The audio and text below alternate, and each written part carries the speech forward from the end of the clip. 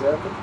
A Sanasa, ela adquiriu os equipamentos, faz essa transformação, que faz esse tratamento biológico, o IAC cedeu a área, e o SEASA ainda não entrou, mas a tendência é ele entrar com a entrega dos FLV, né, frutas, verduras e resíduos orgânicos que eles geram, e também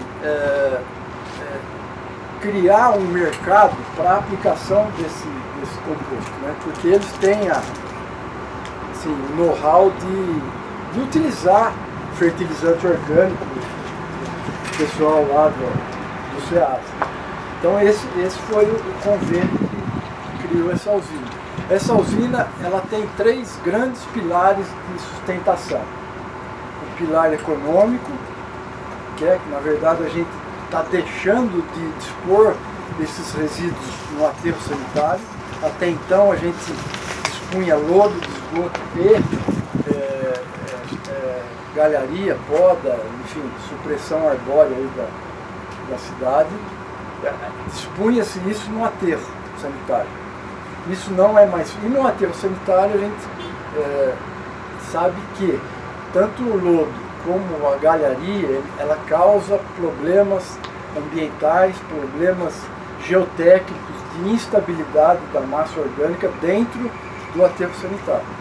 Então a gente está deixando de fazer isso. Aterro sanitário, esse lodo e essa galharia, eles iam ser transformados em biogás. O biogás é metano e CO2. O metano é um gás que a gente sabe que potencializa o efeito estufa, né? O metano existe na natureza, mas quando você começa a jogar muito metano na atmosfera, acaba potencializando e criando um fenômeno aí do efeito estufa. Bom, do ponto de vista financeiro, então, né, a gente tem essa economia evitada de não mais pagar aterro sanitário para esse tipo de resíduo. E como se não bastasse, muito importante, atende o último pilar ao aspecto jurídico. A gente tem a Política Nacional de Resíduos, né, muito conhecida aí por todos. A gente atende no quesito hierarquia de gestão. O que estabelece a hierarquia de gestão?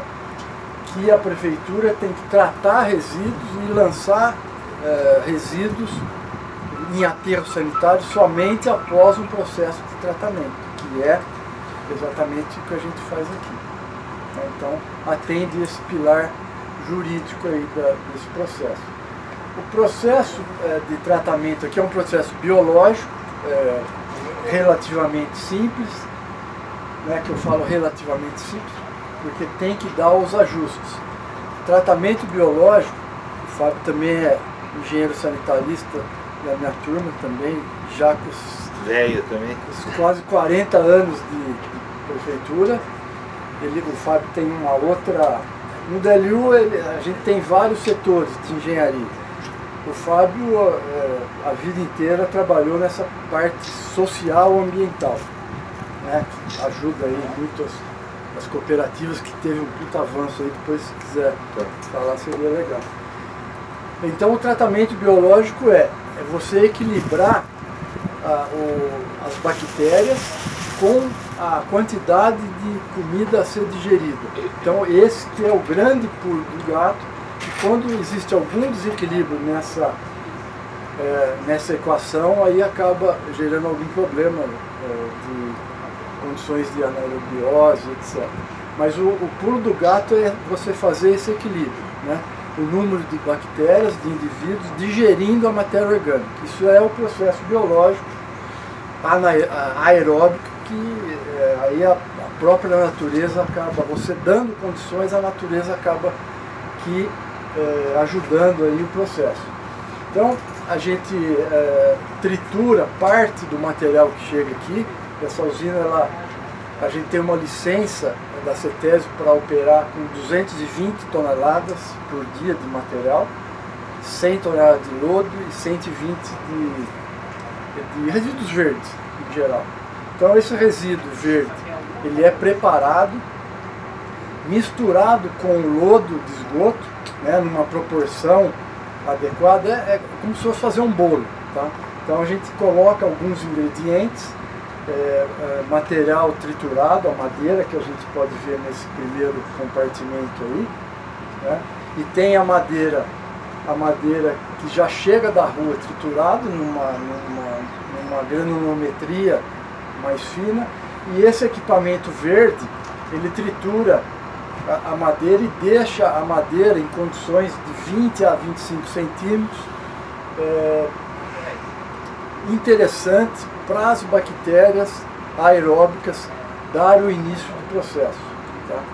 Então, você falou que tem uma capacidade de 220 toneladas por dia de operação. Licenciado, pela CETESB. Licenciado pela CETESB. Mas não é, a CETESB licenciou 50 de madeira e não 100.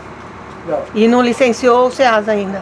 220 toneladas. Sim, a licença última LO de operação da CETESB, vou botar minha cara aqui, ela não deu a licença para o SEASA, e a madeira é 50 toneladas dia. Era 45, agora é 50. Não é 100. A gente pega a licença. Sim, eu tenho ela. Tá?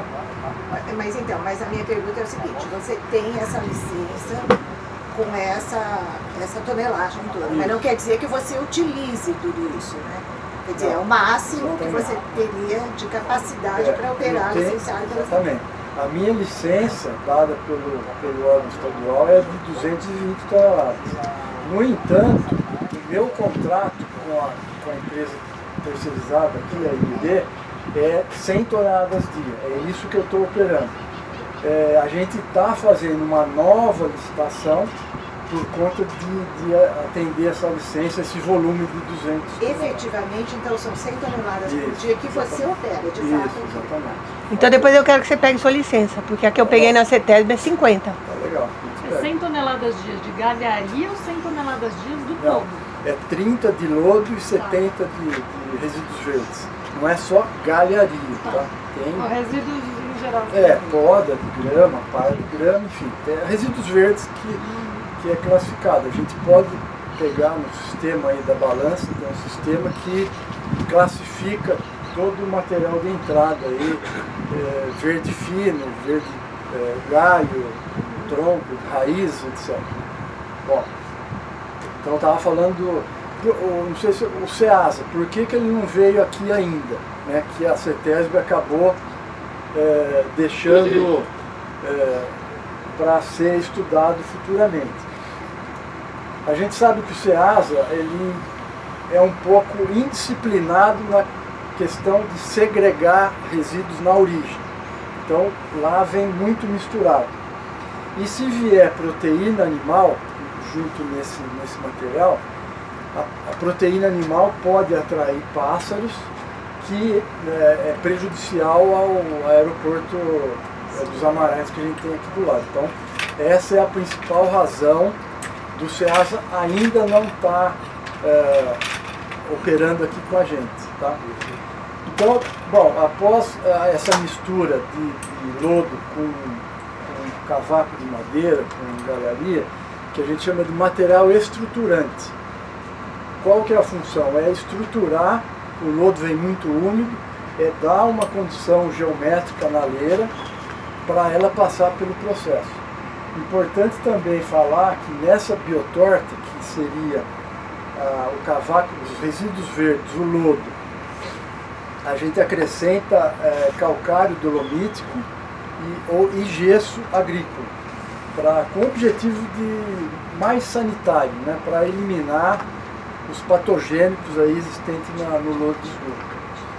Após 3 meses aproximadamente, dentro desse processo, com temperatura aí atingindo 60 graus, a gente libera esse material para ser peneirado. Então, o controle que a gente faz aqui, eu sempre costumo falar para o Lucas, não sei se o Matias acho que não está aqui, mas não se administra o que não se mede. Então a gente controla o processo aqui diariamente com temperatura e umidade, principalmente. Né? E como o pessoal já tem experiência, o aspecto visual do processo já ajuda muito. Após 3 meses esse processo é peneirado, esse material é peneirado, ele tem o registro do Ministério da Agricultura, né, como fertilizante orgânico, e hoje ele é utilizado aqui dentro da própria fazenda, se vocês quiserem visitar, né, tem a roça aí de feijão, de milho, etc. E é utilizado pelo DPJ nos viveiros de reprodução de mudas, nos jardins, enfim. O que mais? Poderia... Bom, acho que basicamente é isso, né? O processo.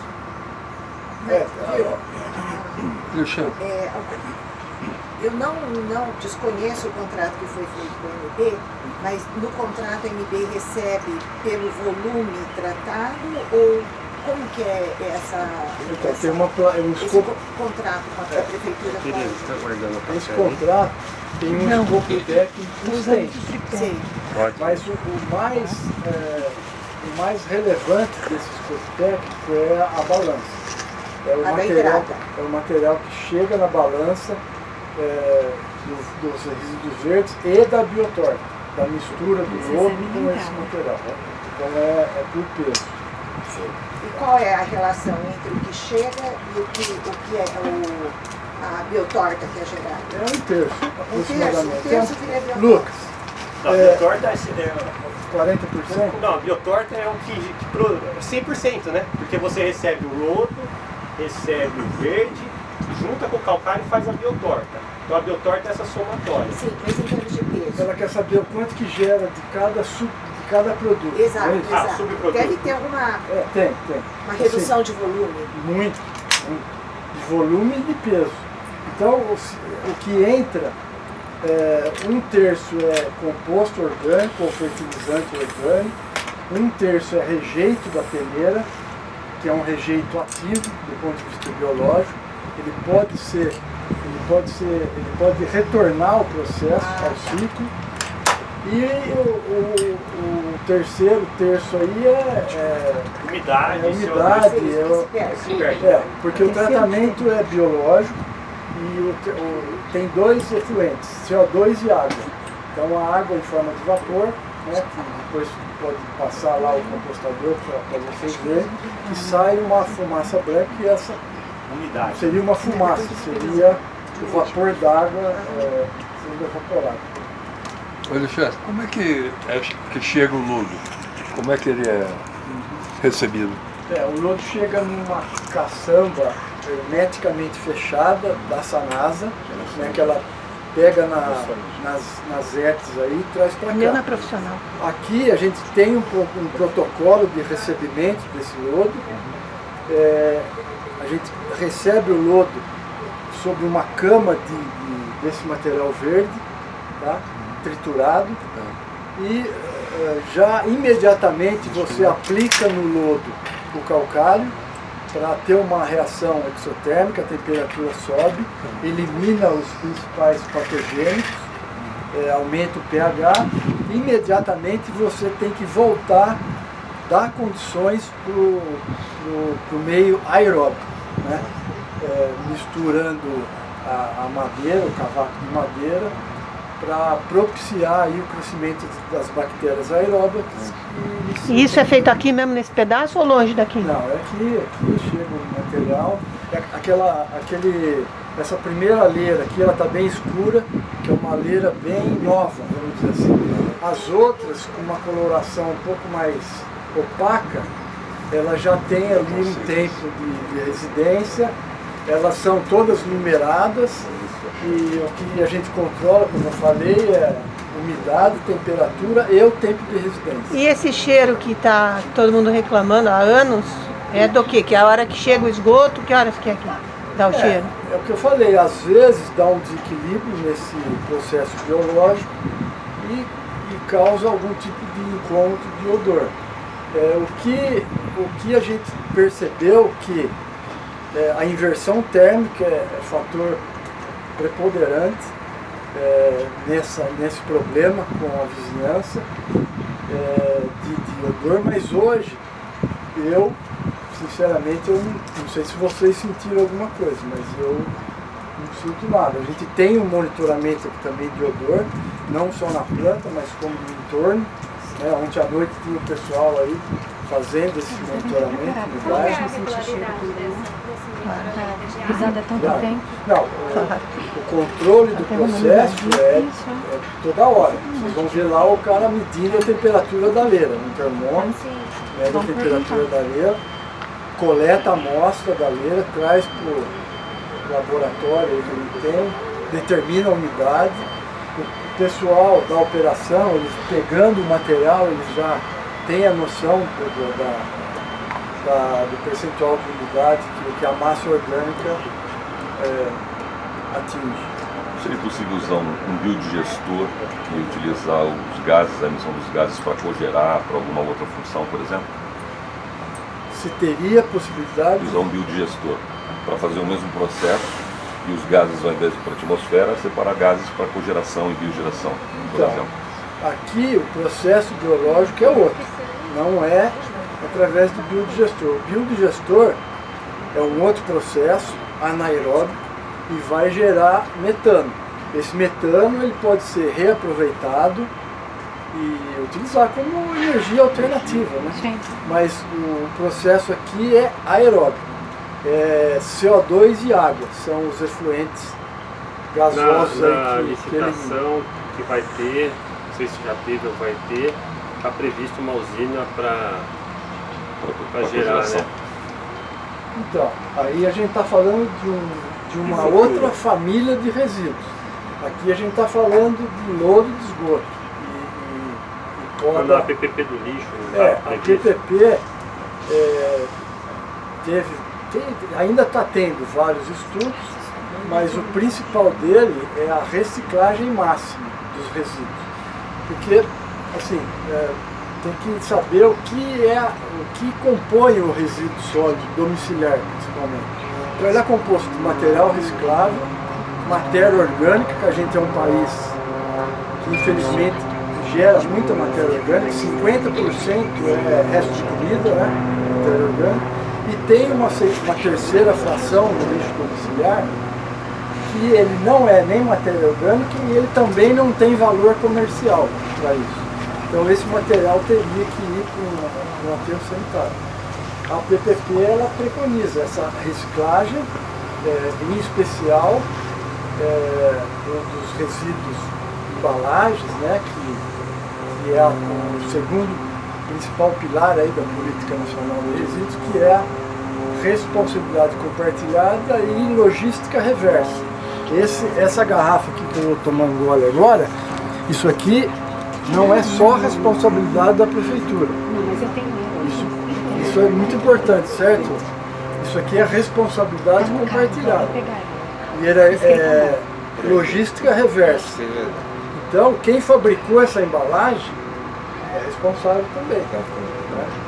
Bom, mas aí derivou um pouco, daqui a pouco eu vou entrar na área de cooperativa aí, mas aí o Fábio que vai falar.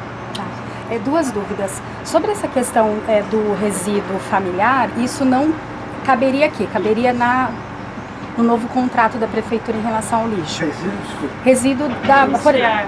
domiciliar. Eu pergunto isso porque, por exemplo, eu faço compostagem na minha casa, mas assim, a maioria das pessoas não fazem e não se dispõe porque acha que vai cheirar ruim, né? Assim, haveria alguma possibilidade, por exemplo, aqui de ser um ponto de coleta, Claro. né? Que assim, a população pudesse vir aqui, já que 50% E a segunda pergunta é o que são aquelas toras de madeira? É a supressão do pó, E o que vocês fazem com aquilo?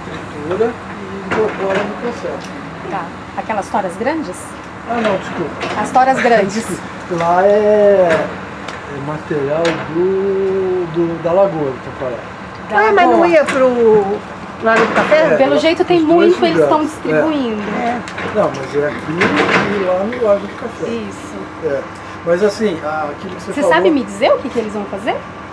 Não sei. Ah, tá. Não, Por vocês só estão enquanto, guardando. É, Tá bom, obrigada. estocado Tá. e eu não sei se vai ter alguma licitação para Tá. resolver isso. Muito provavelmente sim, né? Com relação a outra pergunta. De aqui ser um ponto de coleta. Como chama aquela moça que vem aqui? A Luísa. A Luísa, ela Luísa nos já tem visita uma aqui atuação frequentemente. Me parece que ela faz uma Um coisa trabalho bem legal em Barão Geraldo. legal. Sim. Você Ela deve entrega um conhecer. recipiente no dia tal e depois volta, pega o recipiente, Isso, vende o composto, enfim. Aqui, por exemplo, poderia ter uma iniciativa como essa, por exemplo, aqui nos moradores do entorno? Porque, por exemplo, lá em Barão Geraldo é fácil para nós que somos de Barão, por exemplo, levar para Luísa. Aliás, não é tão fácil porque a gente brinca que fica no longe. Mas, por exemplo, abrir aqui, né, para, por exemplo, os moradores do entorno, até uma forma assim de diálogo positivo com a comunidade, Claro que né, sim. já sim. que A ideia aqui também, posso falar? Então, Só do não, Ciares? não, Não, você do vai falar, Ciares. você vai falar. aí Não, assim, não, não, aí, assim não, na verdade assim, se haveria possibilidade ou isso só caberia no novo contrato? Tá, vamos lá. Eu teria que fazer uma consulta para a CETESB nos autorizar a receber esse tipo de resíduo. Mas, assim, totalmente possível se for numa escala pequena, que a gente nem precise de autorização Claro. da CETESB. Claro. E É que eu acho que poderia talvez começar com uma campanha e Não aí pode- seria pequena, assim, né? Por Isso exemplo, a gente fala eu nas acho comunidades, falar totalmente né, nas factível. igrejas, o Fábio né, vai- para vai recebimento. colocar aí uma Aí, por questão exemplo, muito se importante. aumentar, aí vocês pediriam para a CETESB Aqui, como como é que se sugestão. chama? Marcela, Marcelo, tudo bom? tudo bem? Eu você? sou o Marcelo Fábio. Moreira? Isso. Marcelo Moreira, você Tudo é bem? conhecido, hein, mulher? Tá vendo? Não gosto de vista, não gosto de nome. Tudo bem? Tudo bem você? Prazer em falar com você. Eu sou Prazer o Fábio é todo Gonzaga, do Departamento de Limpeza Urbana. Uma das ideias aqui que deve sair, e a gente espera que saia rapidamente do papel, é uma CEARES, é um Centro de Educação Ambiental para legal. resíduos sólidos. Legal. Campinas já tem alguns centros Inclui essa ideia. que eu acho. inclui da Marcela aqui de Eu acho que pronto seria já, interessante, que né? é muito interessante e a gente deve ter aqui nesse ambiente um centro de educação ambiental, porque tem centro de educação ambiental da água, tem no bosque, tem alguns centros de educação ambiental previsto na política municipal de educação ambiental e a ideia nossa é ter o centro de educação, tudo bom? A ideia nossa é ter um centro de educação ambiental aqui voltado para resíduos sólidos, para trabalhar a hierarquia de gestão de resíduos, para a formação de agentes multiplicadores, para fazer o Sustentur, né, que é o nosso circuito de educação ambiental aí com alunos, essas coisas todas. Tá bom?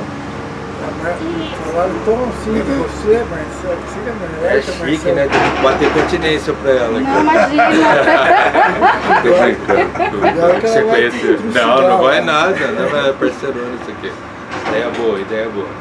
Que tiver certo, a gente elogia. Sim, que bom, Marcelo. Obrigado. Pegando o gancho da questão ambiental, vocês falaram que o SEASA está tendo dificuldade por conta da segregação de resíduos, né? Qual é o que está sendo feito internamente no SEASA para que isso comece a dar certo, essa educação comece a acontecer com o pessoal de lá para poder trazer para cá? Então, a educação ambiental acho que cabe nisso que o Fábio acabou de falar aqui. Realmente é uma questão de segregar na origem, né? Isso aqui é mamão, que não vai usar, isso aqui é madeira. Esse tipo de coisa, eu não tenho conhecimento se tem algum estudo interno ao SEASA fazendo isso. Eu sei que tem lá uma cooperativa que acaba pegando material reciclável e de uma certa forma até ajudando lá. Né? O SEASA tem hoje uma cooperativa que chama Unidos da Vitória, não sei se você conhece, que já faz um trabalho bem bacana, ao nosso ver, né? Já bem bom, nas baias e nas pedras lá do SEASA, no sentido de recolher o material reciclável, não oriundo da coleta seletiva, mas só os recicláveis lá da próprio entreposto lá. E eles têm, salvo engano de memória, eles têm vou dizer assim, dois ecopontos intermediários, que eles têm uma certa distância do ponto da cooperativa interno do SEASA até as baias. Então eles têm 2 pontos de acondicionamento provisório, onde eles pegam esse material reciclável, colocam lá e depois vem um próprio caminhão da SEASA e leva para a cooperativa e essa cooperativa tria o material. E hoje essa cooperativa é contratada pela SEASA para fazer o trabalho de triagem do material. Como, posso falar? Só um segundinho da cooperativa, se vocês permitem, vocês estão visitando aqui, se não se incomodarem com a fala. Hoje a Campinas tem 12 cooperativas de recicláveis. Elas estão inseridas no programa de economia solidária municipal, que não é da nossa Secretaria de Serviços Públicos, da Secretaria de Trabalho e Renda, e que tem já 4 secretarias que contribuem para a gestão das cooperativas: Secretaria de Saúde, Secretaria do Verde, Desenvolvimento Sustentável, Trabalho e Renda e Serviços Públicos, é o GTDMR, que acompanha sistematicamente o trabalho das cooperativas, concorrendo para que melhore as questões de ergonomia, de uniforme, de condições de trabalho, que as prensas e os equipamentos se atentem às normas regulamentadoras da Portaria 3214 do Ministério do Trabalho. E nós somos extremamente acompanhados pelo Ministério Público e Ministério Público do Trabalho, o que é muito bom para a gente. Que a gente acaba tendo, vamos dizer assim, uma parceria à medida que eles nos cobram, e isso é muito bom, e a gente vai tendo o trabalho mais exitoso, tanto que tem algumas cooperativas que estão no nível de excelência e outras ainda estão mais precarizadas, e a gente espera que todas fiquem no mesmo nível. E nessa batida de vida estruturando as cooperativas, Campinas não é baba-ovo, Campinas é uma das cidades, se não talvez a única, que na sua integralidade já contratou as cooperativas pela lei, acho que está mudando a lei, mas era a Lei 866, artigo 24, inciso 27, que permite contratação direta de cooperativa para os serviços de coleta e triagem, desde que as cooperativas tenham seus documentos societários, tenham seus atestes e suas certidões. À medida que elas têm isso, a gente roteirizou uma possibilidade de coleta, isso tramita em várias secretarias da prefeitura e depois elas são contratadas. Então, gradativamente, as cooperativas vêm sendo contratadas para coleta e triagem. Coleta quando elas têm condição de coletar já, e triagem todas elas que, mesmo que não tenham condição. Elas ganham como? Elas ganham pelo ato da coleta, elas ganham pela triagem do material que elas coletaram ou que a empresa que coletou descarregou na cooperativa, e ganham pela comercialização do material também. Então metade das cooperativas hoje fazem coleta e triagem, metade das cooperativas fazem só a triagem. Então isso já foi um avanço extraordinário nessa política das cooperativas. Tem algumas cooperativas que a gente acredita que estejam mais estruturadas porque elas têm uma cooperativa de segundo grau contribuindo para o modelo de gestão dela, que, por exemplo, as cooperativas são ligadas à Reciclamp. Elas têm, se vocês visitarem lá no Jardim Proença, tem a cooperativa Nossa Senhora Aparecida, que é para o nosso ver, não sei se o Toca conhece lá, mas assim, é de um trabalho exemplar lá a cooperativa, né? Tem Antônio da Costa Santos também, que é no Satélite Íris, tem um trabalho muito bom. E o que está acontecendo gradativamente? Elas estão... Acabou o seu tempo. Tá bom, então eu vou só fala terminar. Quanto que está sendo de qual a porcentagem? Então, era 2%, agora está quanto? A porcentagem ainda, na pergunta da Tereza, hoje a gente tem uma porcentagem o dobro ou o triplo disso, mas a gente concorre hoje, Tereza, que é um outro assunto, com a questão da coleta paralela. Por questões de miserabilidade, por questões de condição social, tem muita gente coletando material reciclável antes da coleta oficial, seja feita pela prefeitura, seja feita pela própria cooperativa. Então, eles passam na frente, coletam o material e levam para pontos para descartar. Então isso tem uma coleta paralela, não em Campinas, em todas as cidades brasileiras, que está instituída, e para contribuir um pouquinho com isso, vamos dizer assim, a gente está caminhando muito para coletar os grandes geradores, entendendo aí escolas, condomínios e tudo mais. E só para finalizar, né, porque cooperativa sempre tem muito o que falar, elas estão gradativamente pegando todos os setores de coleta. A gente quer e acredita que o trabalho da cooperativa é um trabalho mais exitoso, mais exemplar do que a gente tinha antes. O trabalho da empresa é muito bom, mas o da cooperativa é feito um trabalho para eles mesmos, né? Então a gente está tendo uma resposta excepcional do trabalho deles, e hoje gradativamente eles estão ocupando todos os setores, até que um dia eles tenham estrutura para coletar a cidade como um todo. E no contrato de limpeza urbana a gente não tenha mais o item de coleta seletiva, tenha só o contato direto com as cooperativas. Essa é uma tendência. É uma tendência. Tá, então, desculpa, você está olhando aqui para você. Ele falar mais da reciclagem biológica, que não deixa de ser uma reciclagem aqui. falando. Tá. Não, na verdade, teve uma mesa para discutir a questão do uso do lodo para aqueles compostos que vão para hortas escolares e hortas comunitárias. Foi realizado na Unip, puxada pelo Conselho de Segurança Alimentar, né? E ontem e anteontem teve a 3ª Conferência Municipal de Segurança Alimentar e Nutricional, e ontem foi aprovada uma moção, né, apelando para a prefeitura, né, porque foi isso que saiu do resultado desse debate que aconteceu na semana passada, que ainda se faça mais estudos, né, e esse lodo não seja destinado, seja para as escolas, seja para as hortas das escolas, sejam para as hortas comunitárias, em especial porque na certificação de orgânico é proibida a utilização desse lodo, e essas hortas comunitárias, elas perdem, né, elas correm o risco de se utilizar esse composto de perder a certificação. Então, na verdade, assim, eu estou te comunicando porque isso aconteceu ontem, 5 horas da tarde, né? Então, muito provavelmente, oficialmente, esse documento chegará aqui. E aí eu queria saber como que funciona isso, se vocês têm controle do que só é galharia e o que é o lodo, como que vocês fazem esse controle? Não, a gente tem controle de todo o processo, desde a hora que entra... Aí, assim, só para concluir, foi reforçado, né, que assim, assim, não existe nada contra a usina verde, existe inclusive, assim, parabeniza, né, que a prefeitura faça, né, essa iniciativa da usina verde, que as galharias, né, assim, que esse lodo da Sanasa possa continuar sendo usada nas praças e nos parques, mas o que for especificamente para a horta, o que vai ter de hortaliça, que seja especificamente somente das galharias e não relacionado ao lodo da Sanasa. Então, Marcela, aqui a gente não utiliza lodo para fertilizar nada.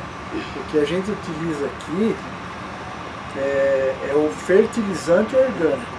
Ele nasce como lodo, no entanto ele passa por um processo, que eu expliquei, 60 graus durante 3 meses, então a gente não aplica lodo, a gente aplica fertilizante orgânico.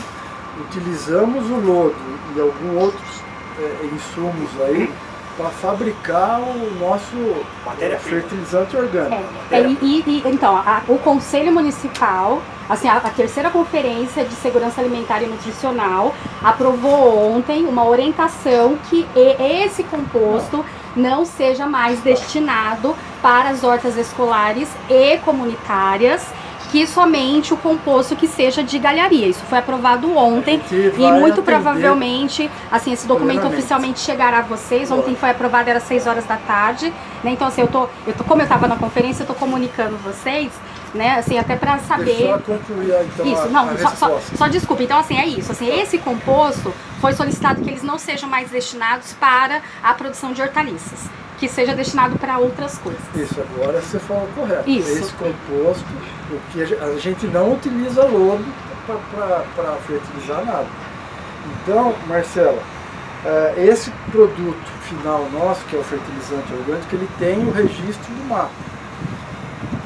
Sendo assim, ele é submetido à legislação do MAPA, ao Ministério da